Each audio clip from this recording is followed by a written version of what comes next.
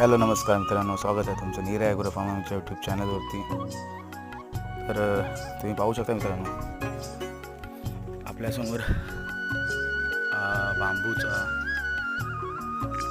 बनवलेला आहे एक कोंबडी ढाकण्याचा एक पात्र आहे। याला आमच्याकडे हारा म्हणतात, आमच्या कोकणातल्या भाषेमध्ये याला हारा म्हणतात। तुमच्याकडे ह्याला काय म्हणतात ते आम्हाला कमेंट बॉक्समध्ये नक्की लिहून पाठवा मित्रांनो। बघा,